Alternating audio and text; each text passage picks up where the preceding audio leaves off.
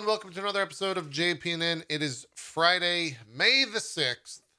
We've got some news for you. I don't know what it is. I didn't proofread this. We're off the script.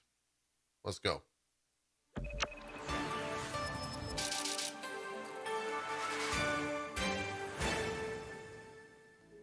It's time to see what Activision, Sony, and maybe Microsoft are fucking over employees.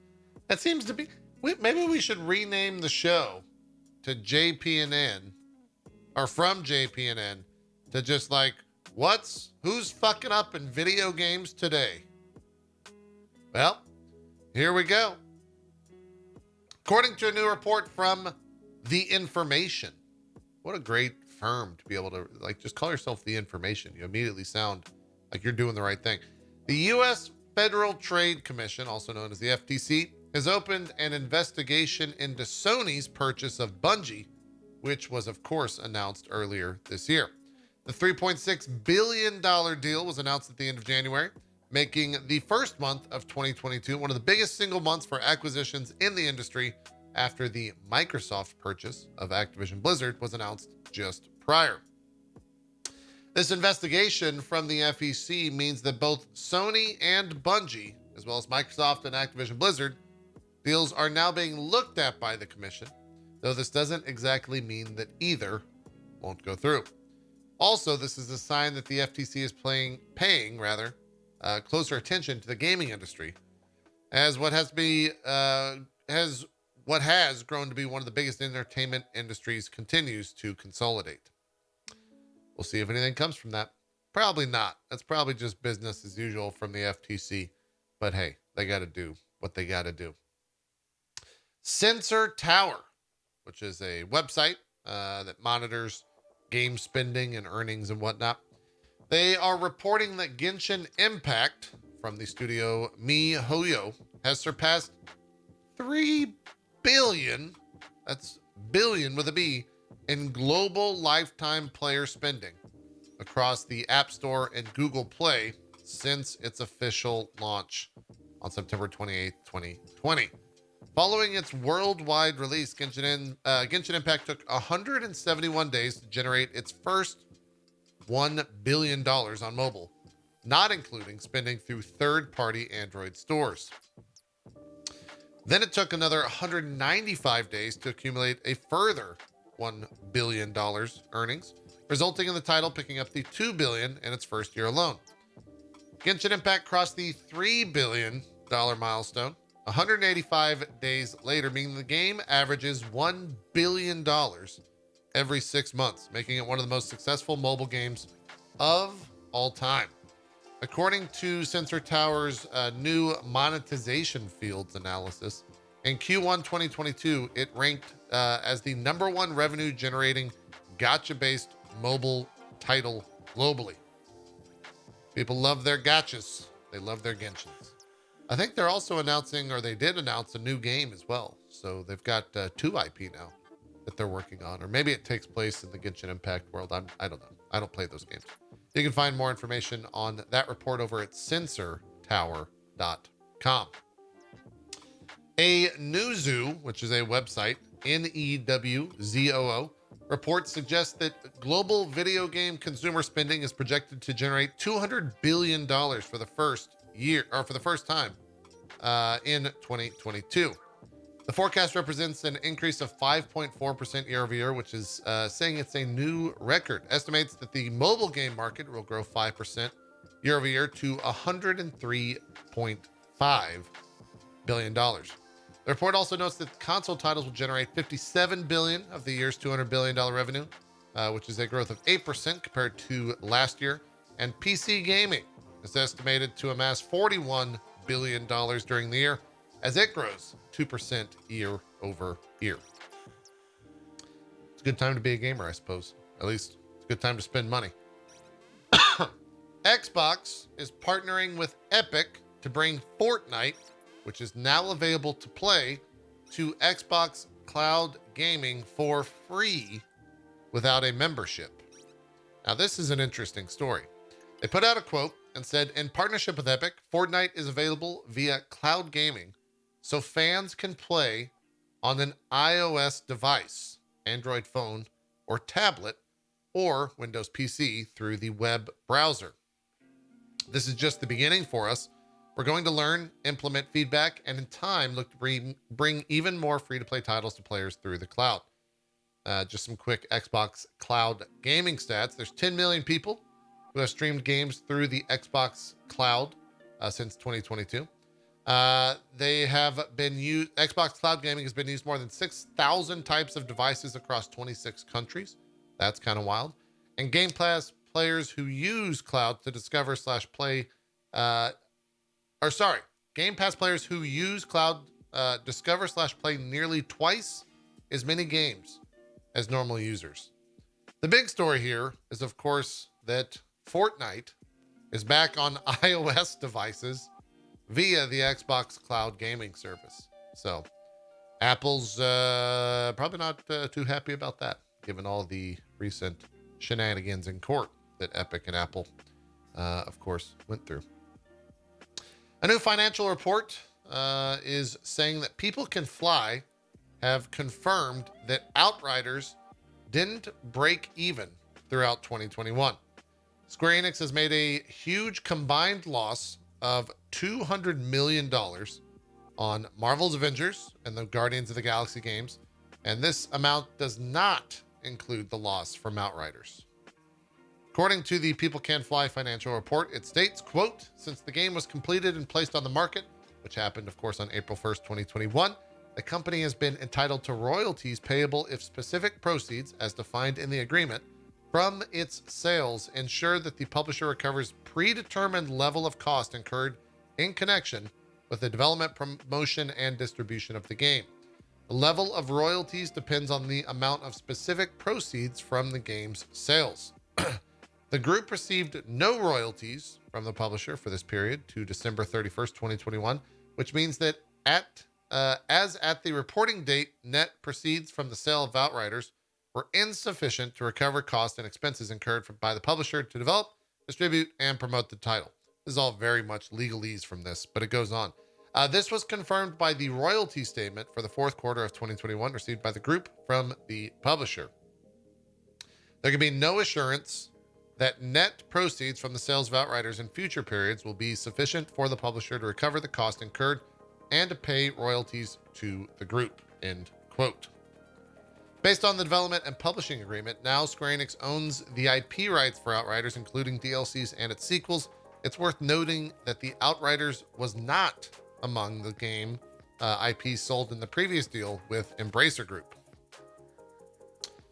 You can find more about that over at tweaktown.com as they kind of broke down the report out of People Can Fly, or if you want to read the report yourself, because you're a crazy person, you can go to peoplecanfly.com and find it there yourself in PDF format. We're not done, though. We still got more. Activision Blizzard, it's time. In its latest annual report, Activision said that Vanguard's World War II setting was poorly received by some players, and that a lack of innovation had also impacted sales for the title. They put out some quotes. While Call of Duty remains one of the most successful entertainment franchises of all times, our 2021 premium release did not meet our expectations. We believe primarily due to our own execution. Duh. The game's World War II setting didn't resonate with some of our community, and we didn't deliver as much innovation in the premium game as we would have liked. Activision went on to say it has high hopes for the next entry in the series, Infinity Ward's Call of Duty Modern Warfare 2. We are certainly addressing both of these issues with the 2022 launch. Development on the 2022 Premium and Warzone experiences is being led by Activision's renowned Infinity Ward studio. We are working on the most ambitious plan in Call of Duty history, with over 3,000 people now working on the franchise, and a return to the Modern Warfare setting that delivered our most successful Call of Duty title ever. 3,000 people are working on Call of Duty. That's wild. That's absolutely, it's just, man, Wild. Blizzard has, I lost my place. There we go. Blizzard has recruited Jessica Martinez to the newly created position of Vice President, Head of Culture. Martinez joins after more than 14 years at the Walt Disney Company in various senior roles focused on strategy, communications, and employee experience, where Blizzard says she, quote, created a values-driven culture that connected global teams and celebrated diversity. She'll work with Blizzard leadership on various initiatives to improve the Warcraft's firm workplace, including revamping its learning and talent development programs. Yeah, okay. All right. Okay. GameIndustry.biz has I believe an interview, or at least the full report on that. Nonprofit organization Women in Games has announced the opening of an Asia chapter. The new branch will be headed by Dan Sun, diversity and inclusion business partner for Asia at Riot Games. And I am sorry to this person for butchering your name. Ka Hui Teo, global localization manager at Keyword Studios. Dan Sun commented, Women in Games Asia is the first international chapter to co-drive the Women's in Games mission in the region. We commit to improving accessibility and inclusion from the gender perspective with grounded initiatives that provide our community with career development, networking, and industry recognition opportunities. China's game company Netease is opening a new studio in the U.S. called Jackalope Games. They will be creating AAA PC and console games. The studio will be led by industry veteran Jack Emmert. This is following NetEase's expansion with the opening studios in Canada and Japan. Jack Emmert, in case you're curious, he previously worked on City of Heroes, Neverwinter, Star Trek Online, and DC Universe Online.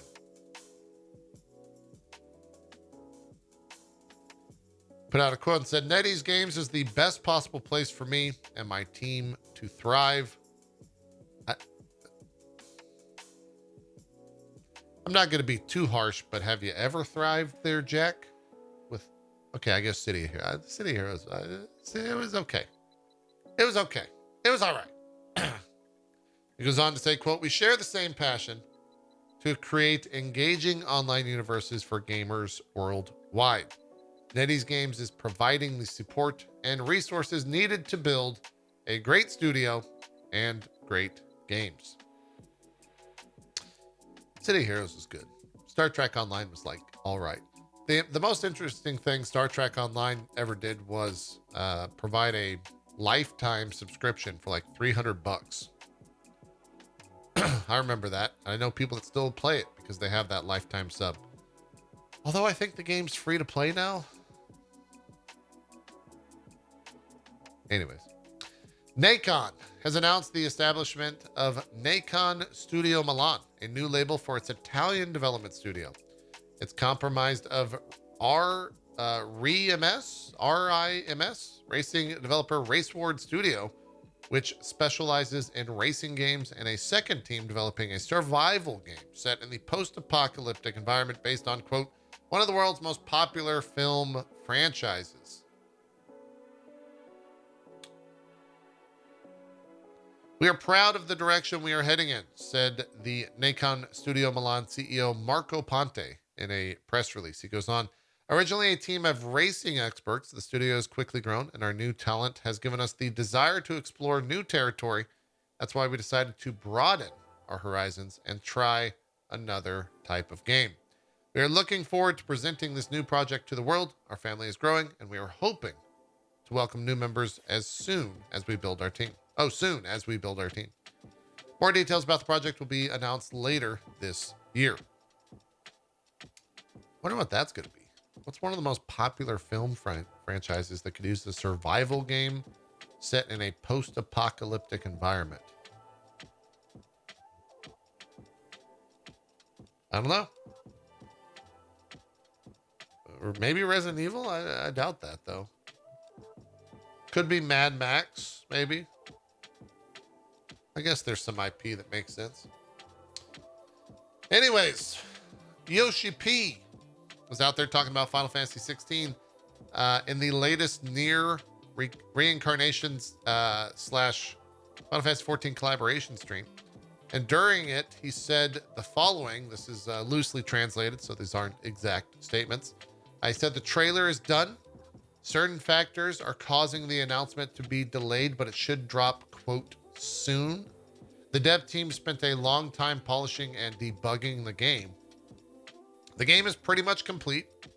And he was also asked about the Final Fantasy XIV housing bug, saying, before we talk about this, for those that aren't aware of the housing bug, they recently announced or released new houses and a new zone with the most recent Final Fantasy XIV patch.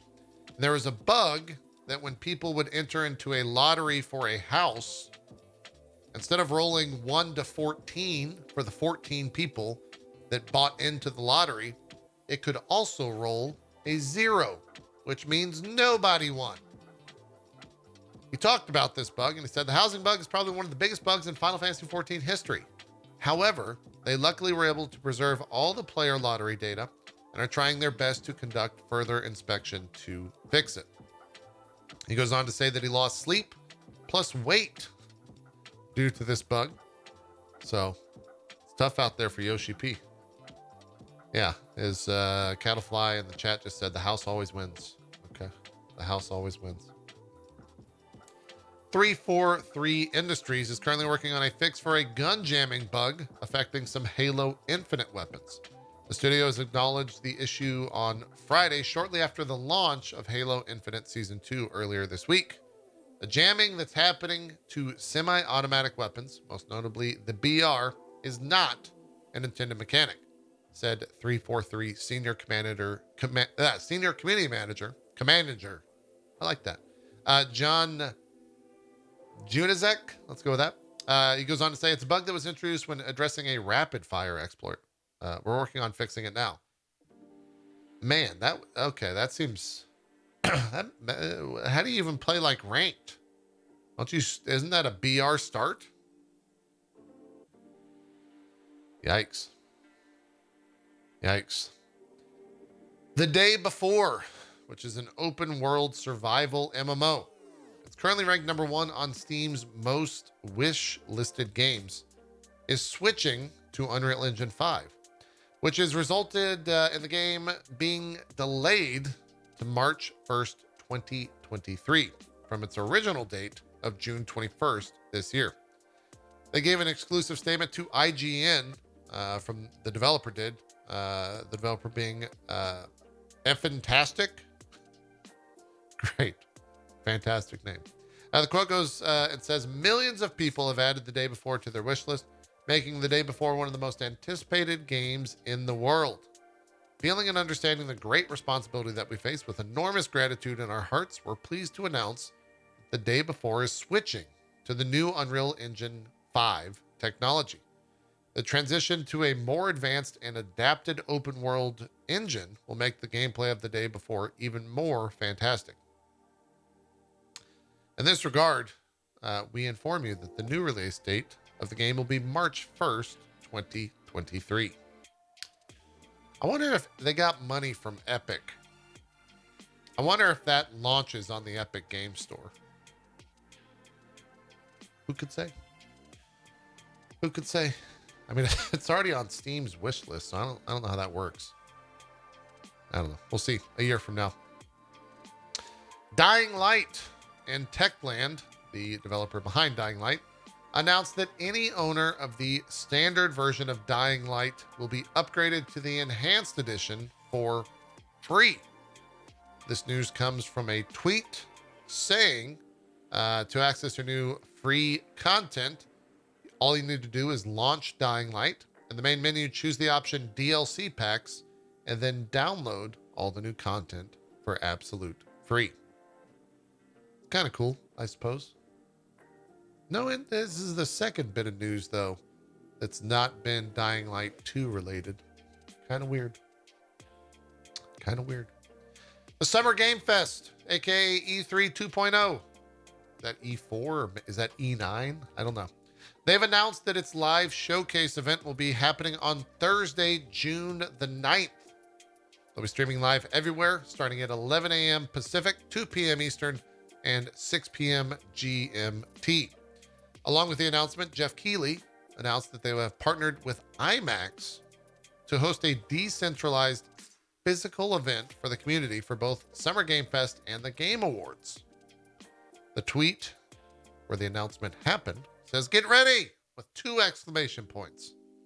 IMAX is teaming up with us for Summer Game Fest on June 9th and the Game Awards in December. That's right, watch all the reveals, surprises, and announcements with your friends in select IMAX theaters for full-scale immersion.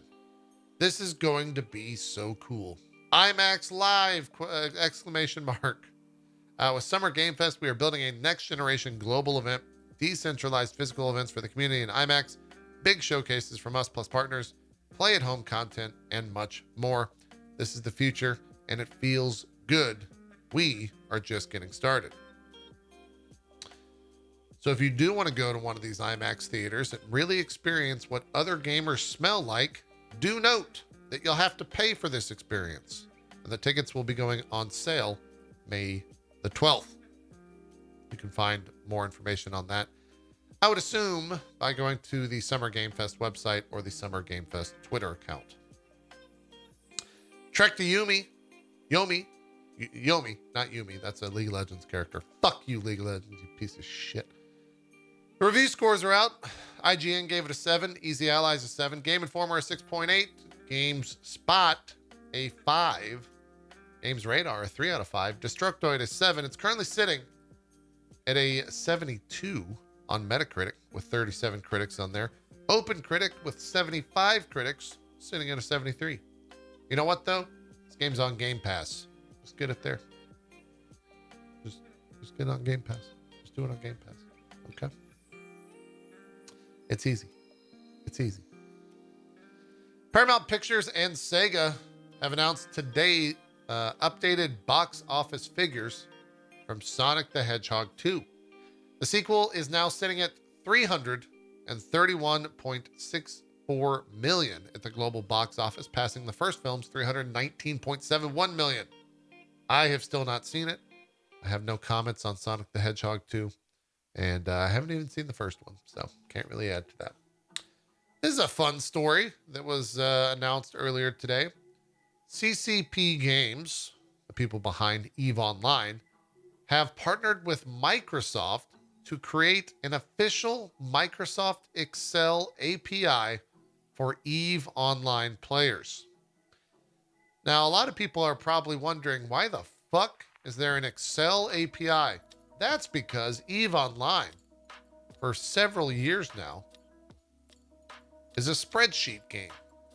So Microsoft's making it even easier with an API to help them out.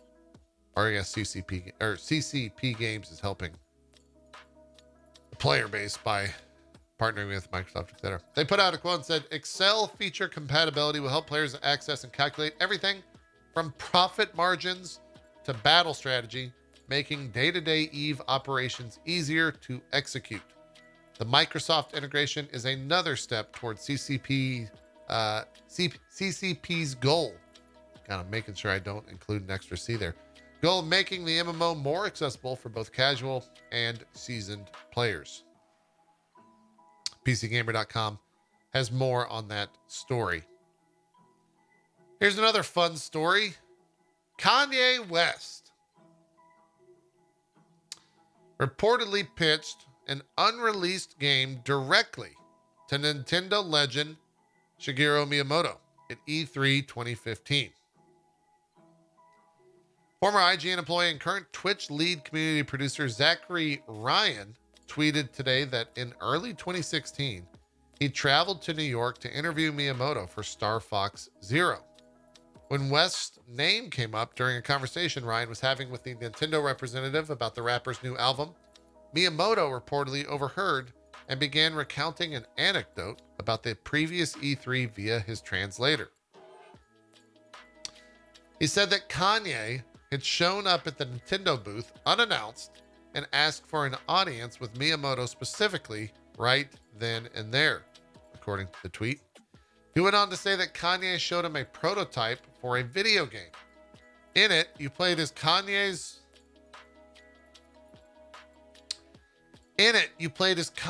late mother flying to heaven, set to a soundtrack conducted by Kanye himself. He was shaking his head as he described it, not like he thought it was a bad game, but more so in the way that he sort of just couldn't believe that Kanye West was pitching him a video game. Ryan concluded, at the end of the story, he nodded and said, "It was very interesting." There was a long pause, and he added, quote, "It was very moving." Then he laughed really hard and said Kanye West wanted to make a game with Nintendo. And then, in English, "Wow," and gave me 2 thumbs up. That might be the weirdest story I've ever heard in video games. Absolutely insane. VideoGamesChronicle.com has the full report. You can also check out the tweets from Zacharias D on Twitter.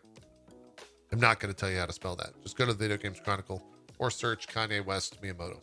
You'll find him. Final little news of the week. It's a rumor.